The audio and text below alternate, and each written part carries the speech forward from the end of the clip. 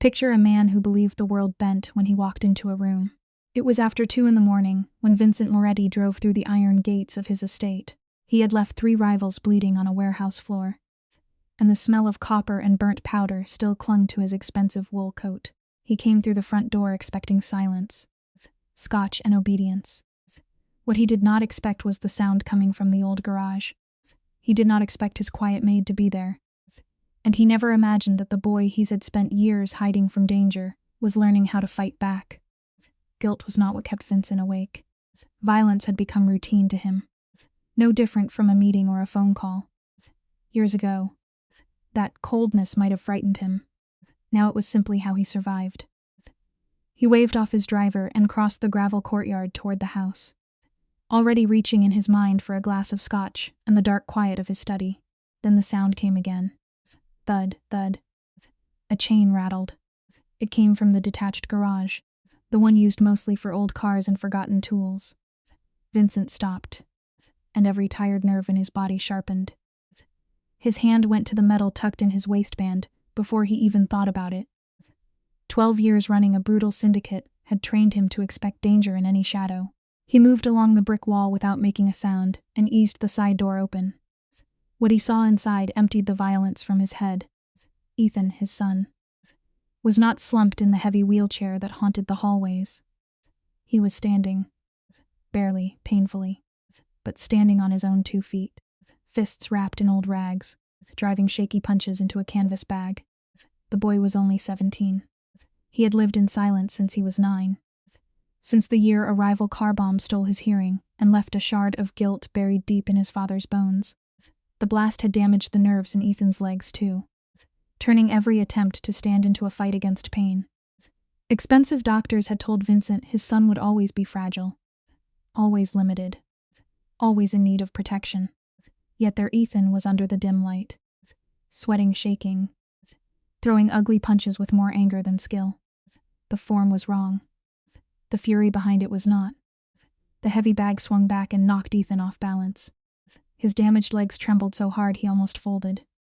For a second, Vincent thought he would fall, but Ethan clenched his jaw, dragged himself upright, and hit the bag again. Standing beside him was Claire, the new maid hired only weeks earlier to dust shelves, serve meals, and keep out of sight. Vincent had barely looked at her file. To him she had been another quiet figure moving through the house. Now she stood in the dead of night, calm and steady, teaching his vulnerable son how to land a dangerous blow. Vincent slammed the door open. The rusted hinges screamed, but Claire did not flinch. She did not shrink under the stare of a man who had buried enemies before breakfast. She only planted her feet and looked back at him as if she had already accepted whatever came next. Ethan felt the vibration and turned. The moment he saw his father, the fire in his eyes dimmed. He reached with a trembling hand for his medical cane. Vincent's voice came out low and rough as he ordered Claire to step away from his son. The guards outside froze. Vincent crossed the cracked concrete, his eyes locked on Ethan.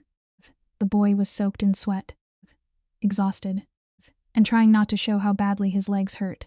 A storm was building behind Vincent's face. But Claire ignored the Mafia boss completely. Her attention stayed on Ethan. Slowly, deliberately, she raised her hands and signed, "You are stronger than yesterday." Again, the room went still. Vincent watched as his son swallowed hard, tightened his grip on the cane, and found that stubborn spark again. It was not hope in Ethan's eyes, not yet. It was defiance. It was rage that had been waiting for a way out since the day the bomb went off. Ethan looked his father straight in the eye, turned back to the bag, and drove his fist into the leather. In that small second, Vincent felt something shift under him. He had ruled men with threats and silence for years, but he could not make himself stop his son. Anger was still there, hot and familiar, but beneath it was something heavier, something he had not expected: pride. Claire met his stare without moving. She looked as if she had imagined this confrontation many times and had stopped fearing it. That bothered Vincent more than pleading would have. "You are done," he told her softly. "Pack your bags tonight." Claire only nodded. "That is your right," she said, "but he will stop. The moment you throw out the only person in this house who treats him like a man instead of glass." He will sit back down in that chair. And you know it. No one spoke to Vincent like that. Not the feds. Not his captains. Not the men who wanted him dead. The guards by the door exchanged terrified looks. Vincent turned his stare back to his boy.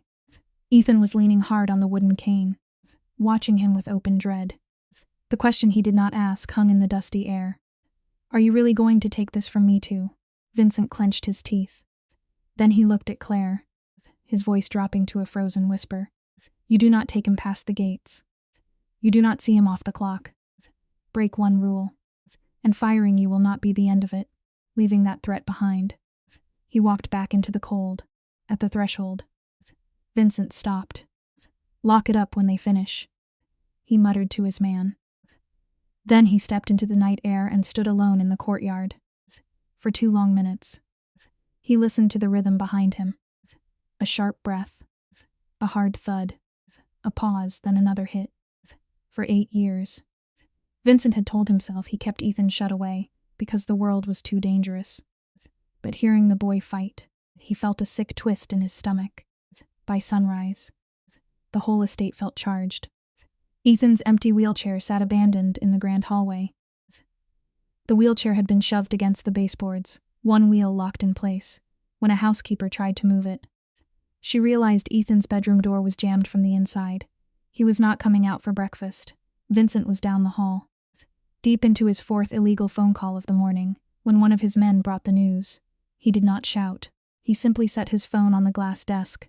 The 3 Mafia captains at the table kept talking as if nothing had happened in their world. When a dangerous man went quiet, you pretended not to notice by noon. Ethan had locked out his expensive physical therapist too. The therapist had driven 2 hours twice a week for 3 years that morning. He knocked on Ethan's heavy bedroom door for 11 minutes before giving up. He walked back to the foyer looking like a man sent to deliver bad news to a starving wolf. He told Vincent his son would not answer. Vincent stood at the study window and watched the therapist's taillights fade down the drive. No rage, no relief, just the cold realization that something in his house had changed without his permission. Outside, the estate looked the same. Inside, the old routine was beginning to crack.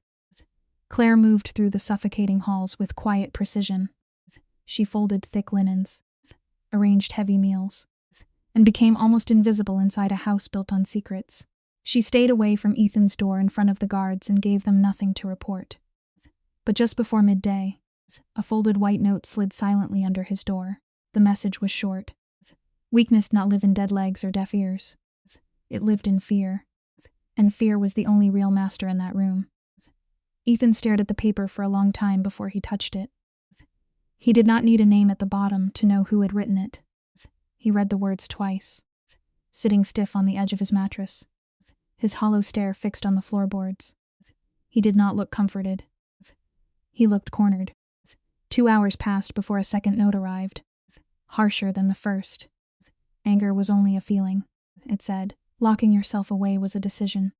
Ethan sent the dinner tray back untouched. By 9, he dragged himself down the narrow servants' stairs, his cane striking the wood one slow step at a time. The late autumn wind hit his face the moment he pushed through the heavy iron door at the back of the house. Claire was already waiting. She sat on the low stone wall, staring toward the dark line of trees beyond the garden.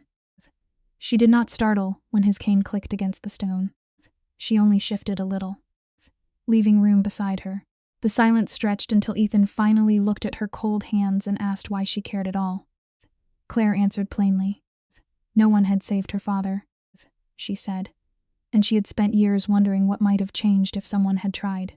Ethan watched the steady movement of her fingers. His voice dropped to a whisper as he asked what had happened to him. Claire gave him only enough to understand the wound. Her father, Ray, had lived his whole life in silence. Yet he built a boxing gym to give hope to a neighborhood everyone else had abandoned. Then 3 men decided a deaf man was an easy target. The garden fell quiet, except for the wind moving through the bare branches. Ethan looked down at his damaged leg and asked if someone like him could learn to be dangerous too. Claire watched him for a long moment. She did not look at the cane resting against his thigh. She did not look at the way his shoulders curled inward from pain and shame. She looked straight into his eyes and told him he was already dangerous. He just had to stop waiting for other people to decide what he was allowed to become. Something loosened in Ethan's jaw.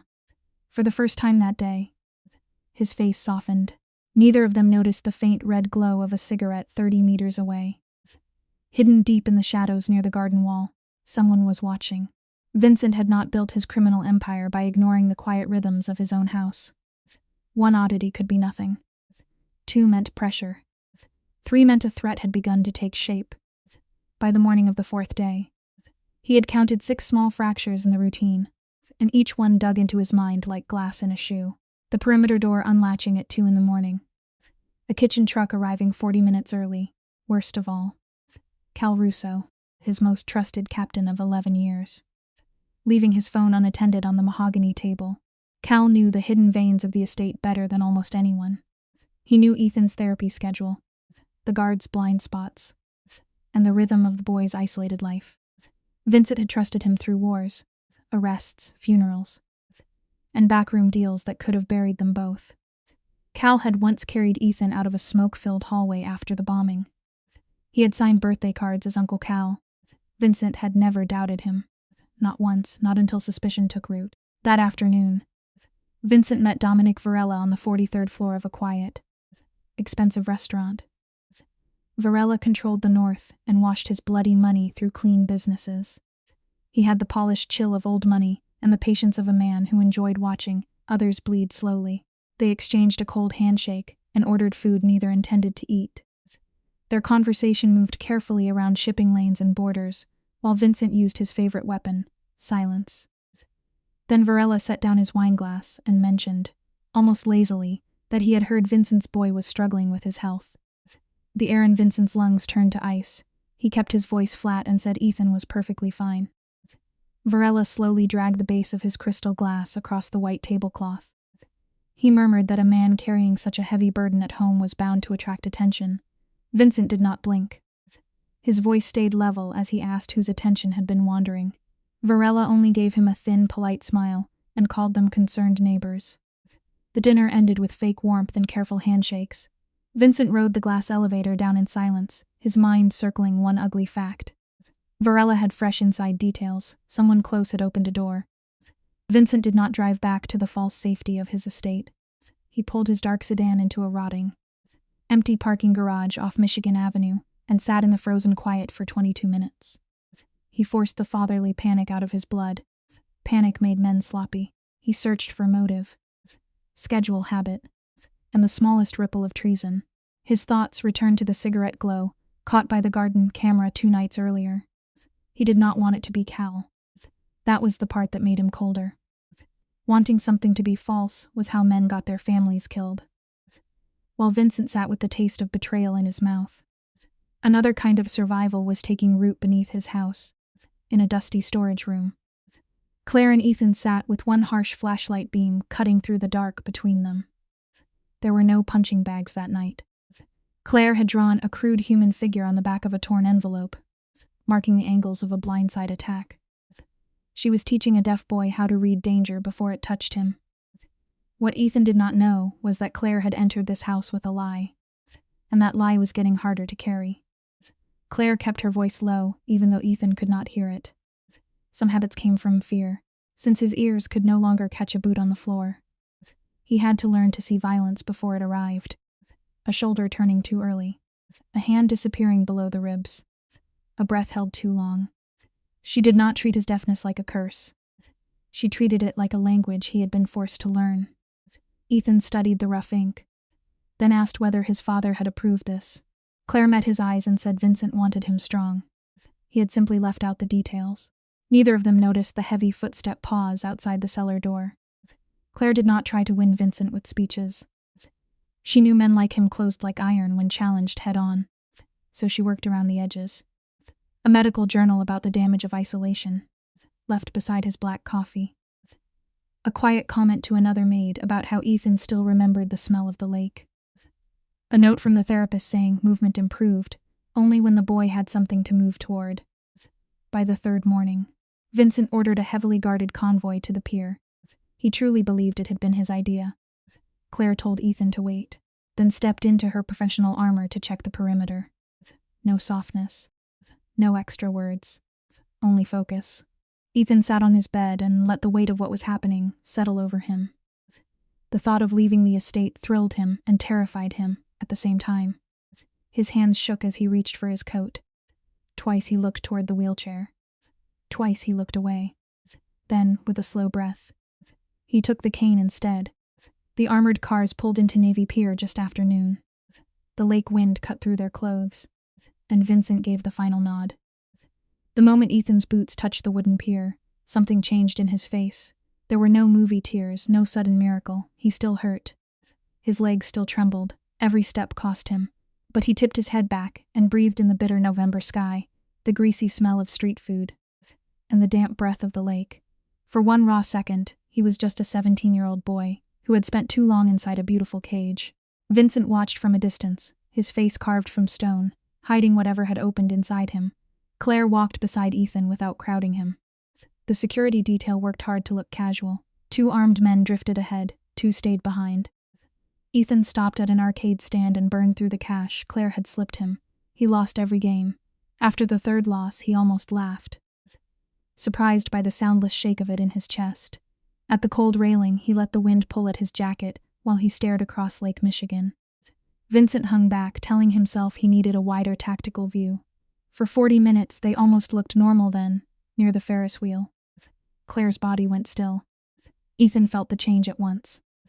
A month earlier, he would have turned his head and searched the crowd like a frightened child. Claire had trained that mistake out of him. He kept his eyes forward and shifted his weight to his stronger leg. His knuckles whitened around the cane. The first attacker came fast from the left, stepping too hard to pass for a tourist. A second man closed in from the right. When a hand grabbed Ethan's coat, panic flashed through him. For half a second, his body wanted to freeze. Then training took over. He sank his hips and drove the base of his cane into the man's kneecap. A sickening crack carried over the water as the first man dropped. Ethan staggered back, nearly losing his balance. The second lunged, but Claire was already in his blind spot. She stepped into his path, used his rushing weight against him, and slammed him into the iron railing. By the time Vincent's security detail forced its way through the screaming tourists, the attackers had vanished into the crowd. 9 seconds. That was all it took. Ethan stood beneath the huge Ferris wheel, shaking hard, his cane raised like a weapon. Claire met his wild eyes and signed 2 quick words. Good instincts. Vincent reached the scene exactly 30 seconds too late. His dead eyes moved over the chaotic crowd, the breathless guards, and the torn fabric on Claire's arm. Then he looked at his boy. Ethan was unhurt, but his face was pale and his legs were barely holding. For one long, painful minute, Vincent said nothing. Then he barked an order to get back to the armored cars, in the back of the quiet SUV. One sick thought took shape in his mind. The ambush had been too precise. The only people who knew about that trip lived inside his locked mansion. 7 days later, Vincent went hunting for the truth. To understand a man like him, you have to understand his rule. Every living soul is hiding something. Claire Bennett was hiding more than most.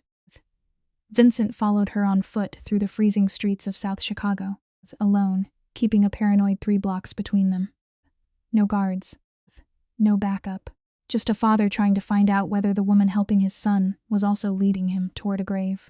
Each time Claire stopped under a streetlight, he saw her face clearly enough to notice something he had missed before.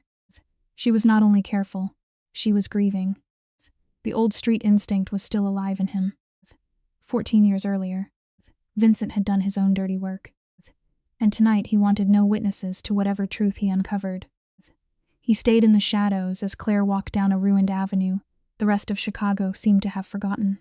She stopped before a decaying brick shell with a blank, peeling sign. The place looked dead from the outside. She pulled a brass key from her coat, unlocked the heavy door, and slipped in. Vincent stood in the freezing wind, counted 90 slow seconds, then crossed the street. Inside, the gym surprised him. The outside looked abandoned, but someone had been caring for that room.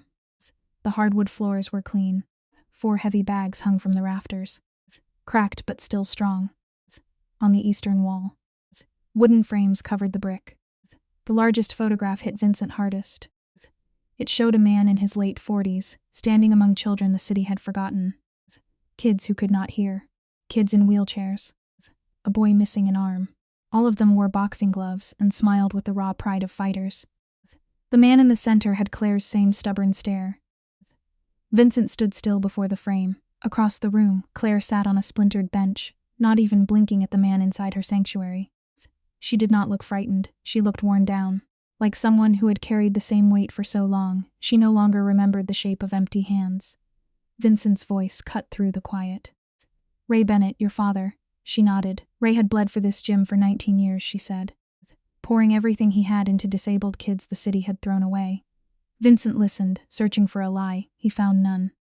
Her voice stayed steady as she opened the past. 5 years earlier, federal agents had come to Ray. A gun ring was moving military weapons through local trucking routes, and they needed his street knowledge to build the case.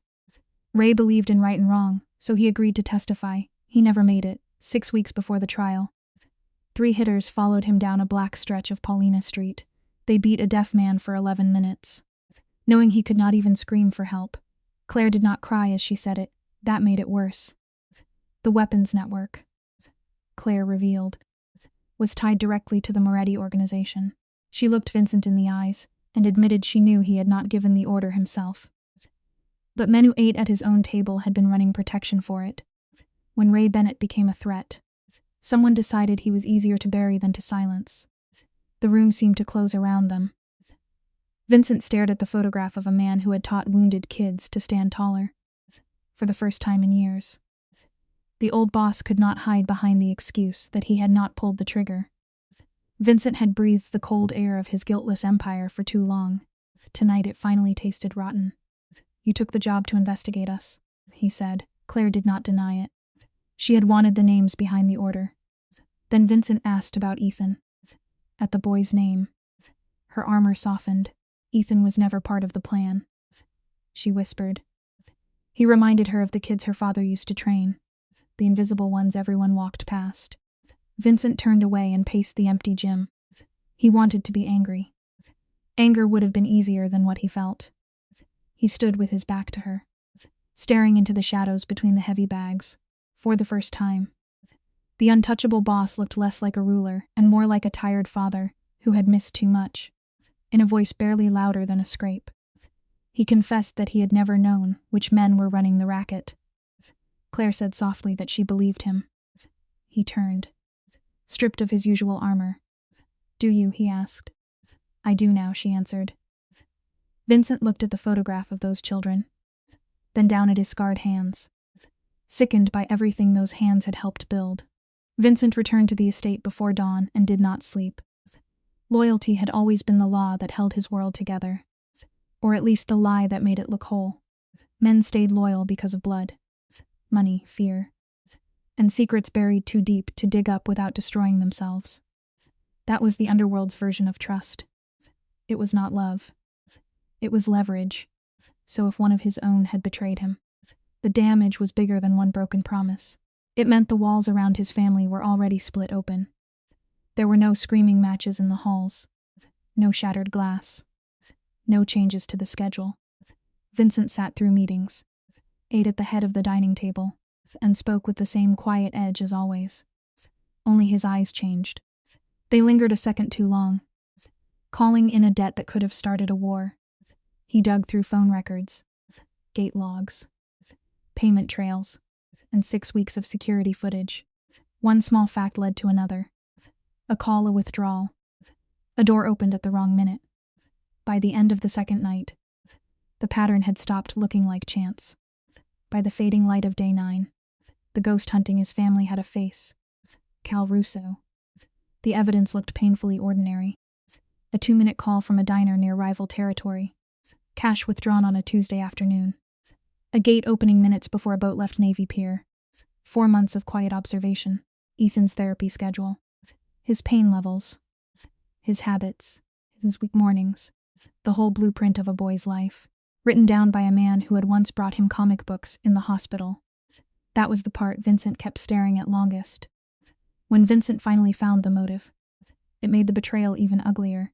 Cal had not started by hating Ethan. That would have been simpler.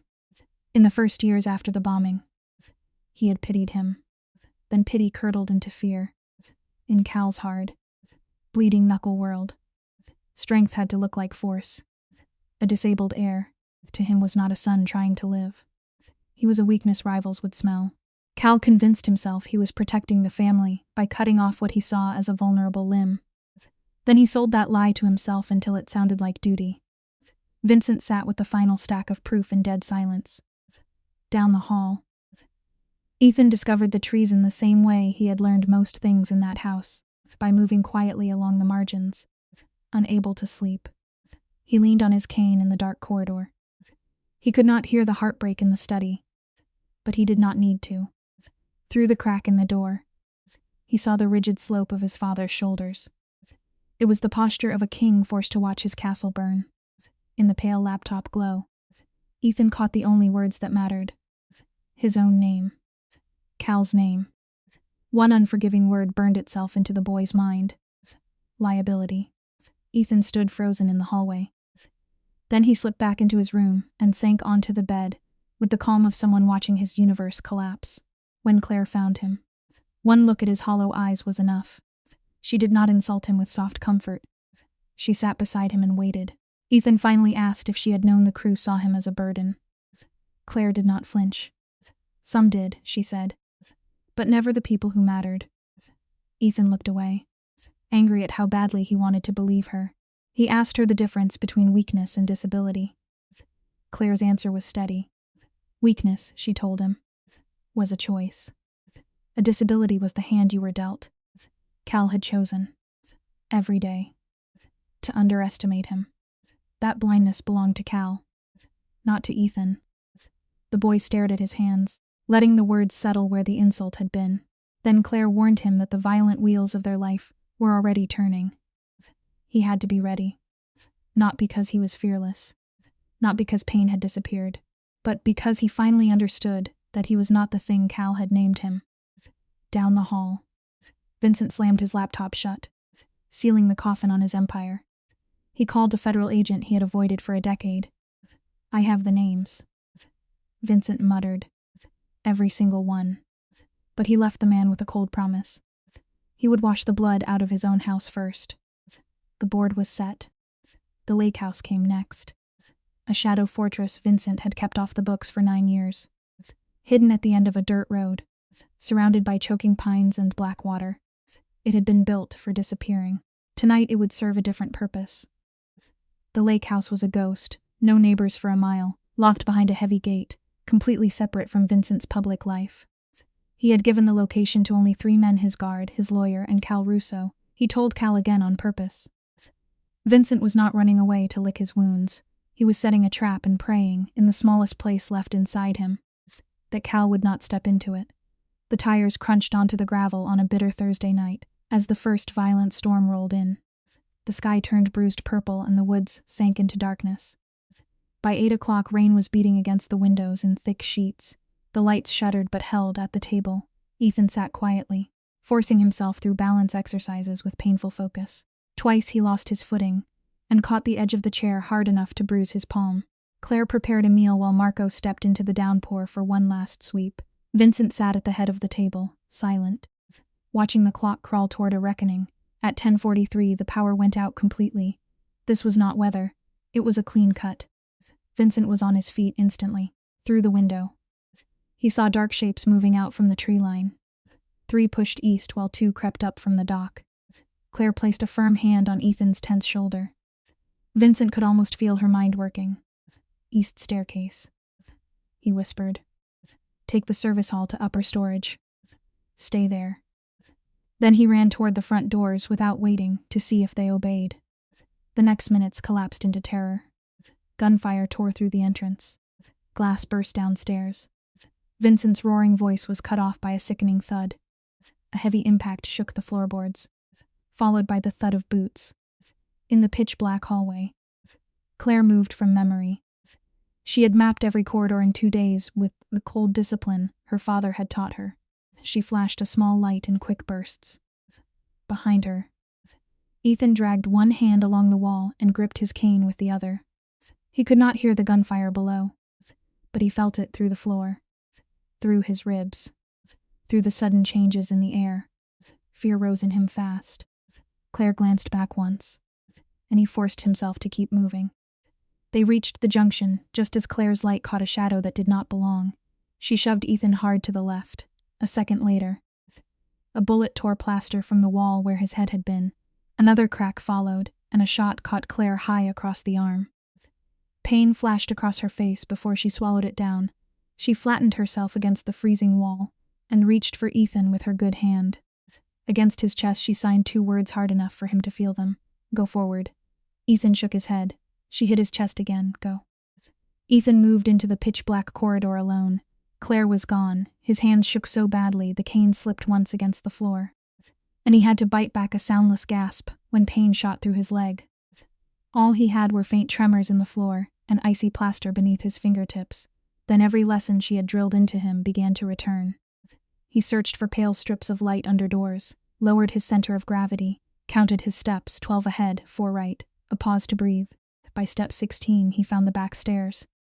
He heard nothing, but he felt violence moving through the house. Downstairs, through a half-open door. 2 enforcers had his father pinned against peeling wallpaper. Vincent was barely standing, with a gun leveled at his heart. Ethan watched for 2 seconds. His first throw missed. The cane struck the door frame and clattered down. The gunman turned. Ethan's stomach dropped. Then Vincent moved, using that tiny distraction like a blade. He slammed into the first man before the shot could settle. Ethan lunged for the cane, caught it, and swept the second man's legs from under him. Together, father and son survived the room. For a moment, they stared at each other in the dark corridor, both breathing hard, both shaken by how close it had been. Words would have been useless, even if Ethan could hear them. Out by the docks, fire had begun to eat the east wing. A shattered lantern had sparked against dry wood, and the old house drank the flames fast. By the time Vincent pulled his son into the freezing night, the upper windows glowed like angry orange eyes in the rain. Marco stood nearby, gripping a bleeding shoulder but refusing to fall. The remaining attackers had melted back into the forest. Cal Russo was not running with the others. He waited at the end of the dock. Vincent saw him the moment they cleared the burning garden. Cal stood like a dark shadow against the violent water, framed by firelight and slicing rain. His gun was drawn but hung low by his leg. He looked older than Vincent remembered, soaked through, exhausted, and still trying to look certain, without breaking his stare. Vincent tried to push Ethan toward Marco and ordered them to leave. Ethan yanked his arm away. When Vincent looked back, his son simply shook his head. There was no time to argue. Vincent marched toward the dark lake. Ethan followed, slower but determined, his cane sinking into the mud with every step. Marco came behind them, one hand near his holster. The burning house threw monstrous shadows across the grass. Cal watched them approach, but the old confidence was gone from his face. He looked less like a villain than a man who had followed a rotten idea all the way to the end and could no longer pretend it was wisdom. Vincent stopped at the edge of the icy dock and told his old friend to drop the gun. Through the rain, Cal swore he had done what was best for the family. His voice cracked once when he said Ethan's name, and that crack made the moment uglier, not kinder. He called the boy a weakness, a target, a fatal opening in the armor. He said rivals would come again and again because of him. Vincent did not scream. His answer was cold and clear. He listed Cal's sins one by one, trading his son to a rival, burying innocence, protecting the gun ring, and deciding the value of a boy's life without ever looking that boy in the eye. Cal froze. He had not known Vincent had the whole truth. Cornered, he raised his weapon. Ethan did not step back. He stepped into the line of fire and shielded his father. Vincent reached to pull him away, but Ethan caught his wrist in midair. That grip was not strong for long, but it was strong enough. It said one thing clearly: let me stand. Ethan turned his stare toward Cal. This was the man who had eaten at their table, the man who had signed years of birthday cards as Uncle Cal. The gun stayed raised, but the certainty behind it had cracked. Cal had built his logic on one fatal mistake. He had assumed Ethan would always be a fragile pawn.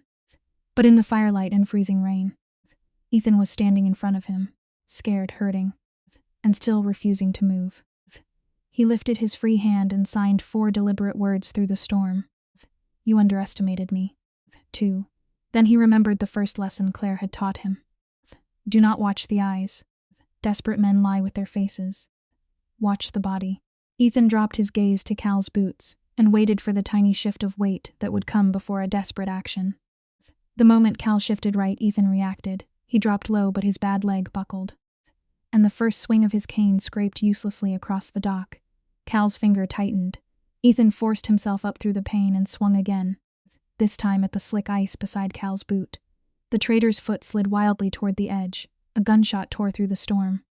Swallowed by the crack of brittle ice, Vincent lunged forward, but gravity did not wait. The black water pulled Cal into the abyss. When Vincent turned back, Ethan was still standing, trembling so hard he could barely breathe. Ethan's legs shook violently, but he refused to fall. Vincent crossed the distance in 2 heavy strides and pulled his boy into a fierce embrace.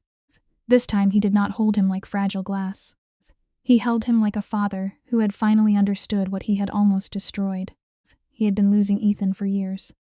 Not to the streets, but to his own fear dressed up as love. Slowly, Ethan's arms came up. The boy buried his face in his father's soaked coat and held on as if he had been waiting his whole life to be held that way. Vincent pressed his face near Ethan's ear. He knew the boy could not hear a single word. Still, he whispered, because some confessions need to be spoken even into silence. I am so sorry, he murmured into the wind. For every year I locked you away and called it love. Ethan did not answer.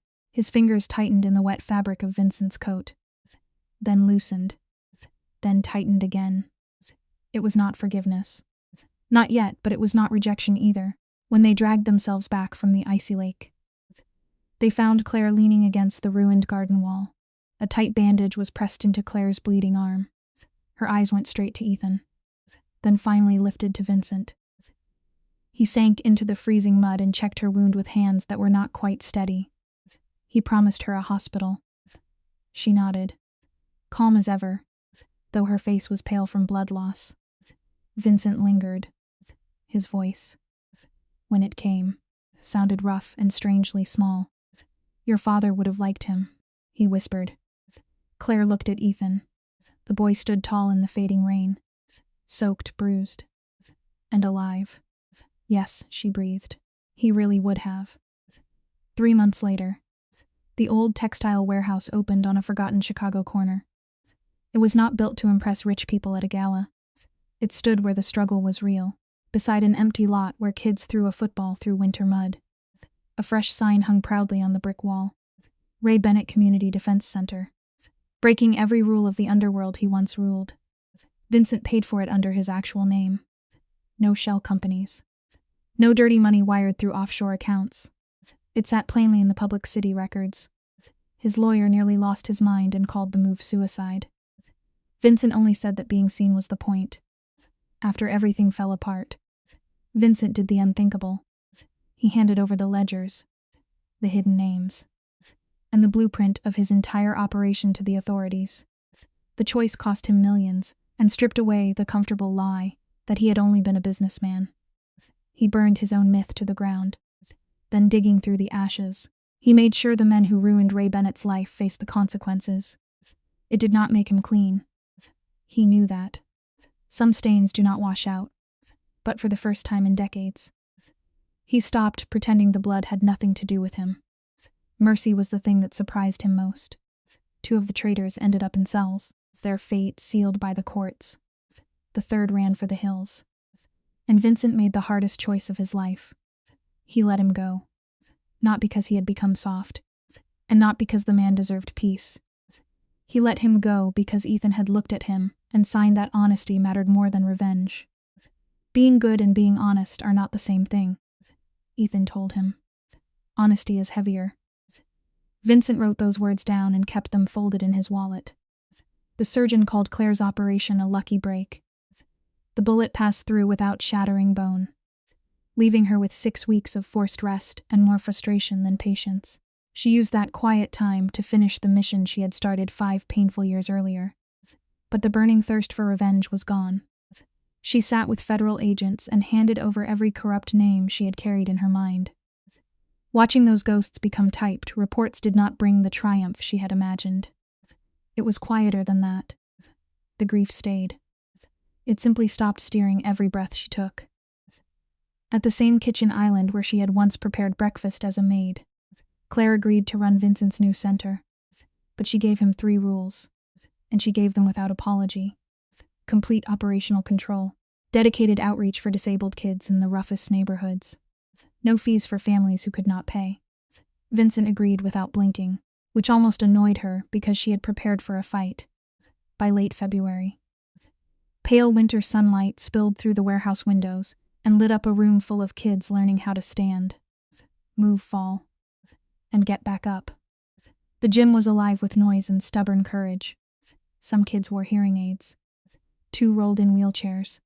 1 tough teenager had a prosthetic hand. He came in with his chin lifted, already wearing the defensive look of a kid expecting rejection, and began reciting a prepared speech about what he could and could not do. Claire did not let him finish.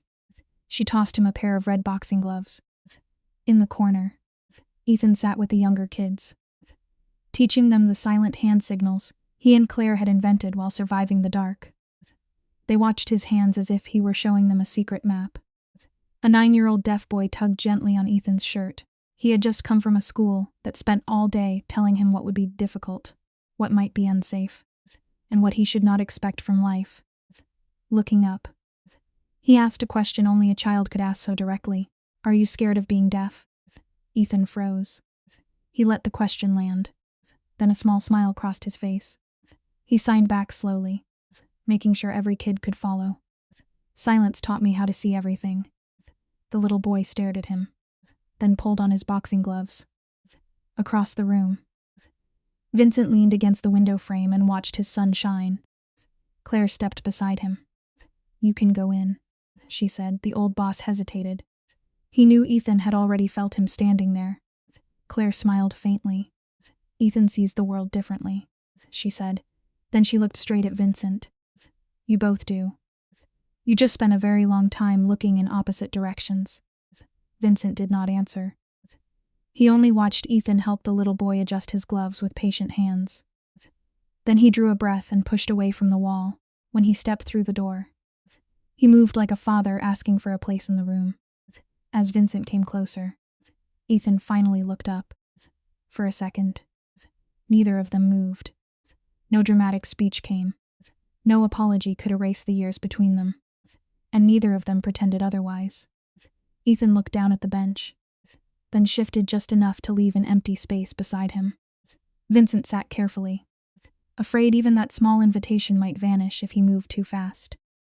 The smell of worn leather gloves filled the air. Around them, kids laughed and trained in the bruised gold of winter light. Father and son sat shoulder to shoulder, not healed completely, not finished, but facing the same open room. This story also gives a deep lesson about loyalty and betrayal. Vincent Moretti has built his empire on the idea that loyalty is everything. Yet the person who betrays him is not an outsider, but Cal Russo, a trusted captain inside his own house. Cal believes Ethan is a weakness and secretly plans to use him as leverage. This betrayal is painful because it comes from someone who pretended to be family. The educational message here is clear: loyalty is not proven by time, position, or words. It is proven by how people behave when someone vulnerable needs protection. Cal sees Ethan as a problem. Claire sees Ethan as a person. That difference reveals who truly belongs in Vincent's family. Claire's role is especially important. She enters the house partly to uncover the truth about her father's death.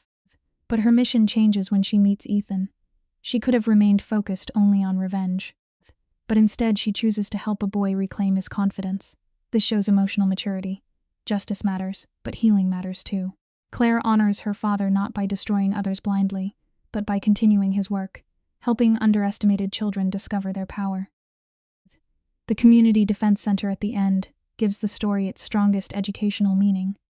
Vincent uses his wealth not to hide guilt, but to build something useful and visible.